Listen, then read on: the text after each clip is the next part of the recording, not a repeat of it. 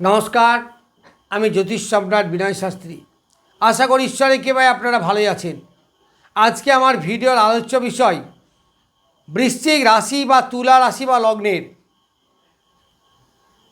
বিশাখা নক্ষত্রে যাদের জন্ম তাদের জুন 2026 কেমন যাবে। এই বিশাখা নক্ষত্রের 3টে পদ আছে তুলা রাশিতে বা লগ্নে, আর একটা পদ আছে বৃশ্চিক রাশিতে। তাহলে এখানে দুটো ফলই কিন্তু আপনি পাবেন, নক্ষত্রগতভাবে কিন্তু সেই একটাই। ফলে তুলার শেষে হোক আর বৃশ্চিকের প্রথমেই হোক, নক্ষত্র কিন্তু সেই বিশাখা নক্ষত্রই। ফল কিন্তু আলটিমেটলি আমরা তুলা রাশিতেই জন্ম হোক, লগ্নেই জন্ম হোক, আর বৃশ্চিক লগ্নেই জন্ম হোক, অনেকটা কাছাকাছি ফল পাবেন, হয়তো 100% এক নয়। তো যাই হোক,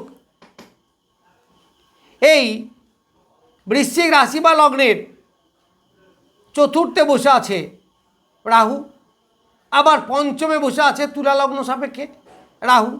তো যাই হোক, দুটোই তো মনের কারক, ডিসিশনের কারক, প্রেম প্রীতির ব্যাপারে। ফলে যাদের তুলা লগ্ন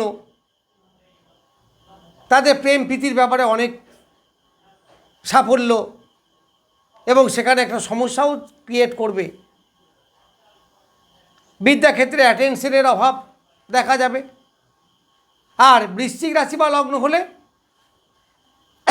গৃহ সংসারে একটু সমস্যা, মাতৃদেবীর শরীর স্বাস্থ্য নিয়ে একটু সমস্যা। তবে এই রাহু আছে অতিমিত্র নক্ষত্রে, দারুণ ভালো জায়গায়।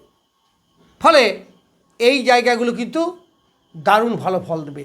এই রাহু তুলা লগ্নই বলুন, আর তুলা রাশিই বলুন, আর বৃশ্চিক রাশিই বলুন, দুটোরই কিন্তু বেশ ভালো ফল দেবে, কারণ নক্ষত্রগতভাবে সে দারুণ শুভ। তারপর শনিদেব, গ্রহরাজ শনিদেব তুলা রাশি বা লগ্নের তো রাজ্যকারী গ্রহ, বৃশ্চিক রাশির তৃতীয় চতুর্থপতি, সে আছে পঞ্চমে। ফলে পেটের সমস্যা একটু আধটা ভুগতে পারে। এ আছে কত 27 নক্ষত্র, বুধের নক্ষত্র। ফলে খুব একটা শুভ ফল দেবে না, সে বৃশ্চিক রাশি লগ্নকেও দেবে না, তুলা রাশি বা লগ্নকেও দেবে না, কারণ জায়গাটা নক্ষত্রগতভাবে সমস্যা, বাধা বিপত্তি, শত্রুতার উৎপাত, কাজে সফলতা না পাওয়া, এইগুলো হবে। এইবার ষষ্ঠে বসে আছে তুলা লগ্নের ষষ্ঠে বসে আছে মঙ্গল, সক্ষেত্রস্থ। আর তুলা রাশি বা লগ্ন যদি হয় তাহলে সপ্তমে, কিন্তু সক্ষেত্রস্থ মঙ্গল ডেভেলপ দেবে, দুটোকেই দেবে।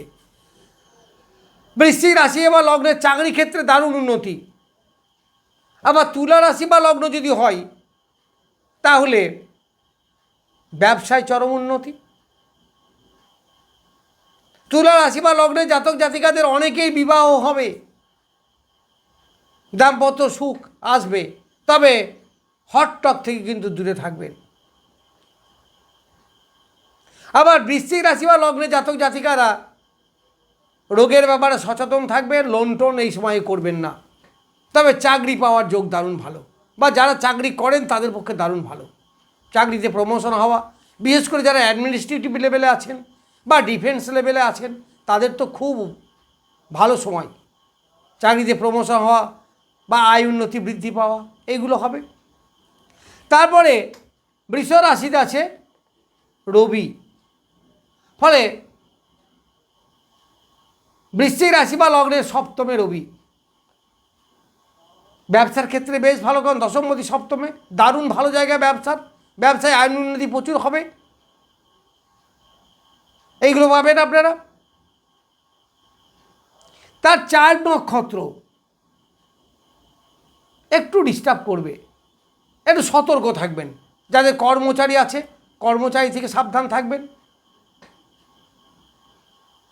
বা সাহায্যকারী লোক যারা আছে তাদের কাছ থেকে সাহায্য থাকবেন, কারণ এই নক্ষত্রটা কিন্তু খুব একটা শুভ নক্ষত্র নয়। ফলে গ্রহগতভাবে যতটা ভালো ফল দিচ্ছিল, ওই নক্ষত্রগতভাবে ততটা ভালো ফল দিতে পারবে না। ফলে একটু সতর্ক থাকবেন। এইবার অষ্টমে আছে, বৃশ্চিক রাশি বা লগ্নে অষ্টমে আছে বুধ এবং শুক্র। কিন্তু তুলা রাশি বা লগ্নে নবম, কিন্তু খুব ভালো জায়গা, নবমপতি নবমে আছে। এখানে বৃশ্চিক রাশি থেকে তুলা রাশি জাতকরা একটু বেশি ডেভেলপমেন্ট পাবেন, কারণ এই বুধ 2 তারিখে যাচ্ছে 6 নক্ষত্রে। 6 নক্ষত্র মানে খুব একটা শুভ নয়, তবে 7 নক্ষত্র কিন্তু দারুণ ভালো ফল দেবে।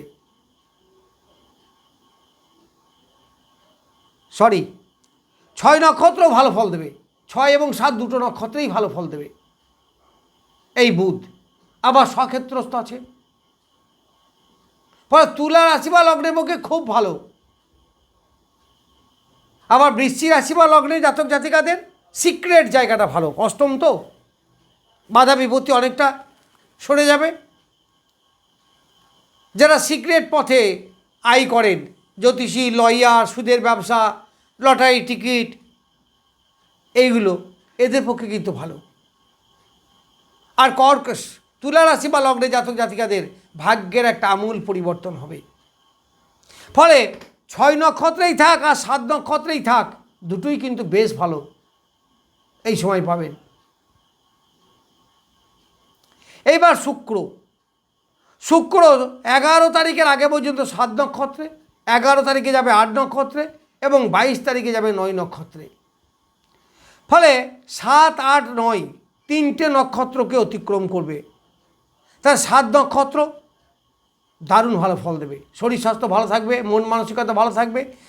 8 নক্ষত্রে যখন যাবে, অর্থাৎ 11 থেকে 22 তারিখ পর্যন্ত খুব ভালো, অ্যাসেট বৃদ্ধি, সঞ্চয় হওয়া, পরিবারের সঙ্গে সুখ স্বাচ্ছন্দ্য বজায় থাকা, যে কোনোভাবে আয় বৃদ্ধি পাওয়া, সোনা দানা কেনা বা জমি জায়গা কেনা বা কোনো কিছু টাকা সেভিংস করা, এগুলো ভালো হবে। তবে 9 নক্ষত্র অর্থাৎ 22 থেকে শেষ তারিখ পর্যন্ত খুব একটা ভালো বলা যায় না। এখানে একটু সতর্কতা অবলম্বন করবেন, একটু সাবধানে চলবেন। যাই হোক, বিশাখা নক্ষত্রে জাতক জাতিকাদের কেমন যাবে তুলা এবং বৃশ্চিক কম্পেয়ার করে মোটামুটি বললাম। নমস্কার, আজ এ পর্যন্তই।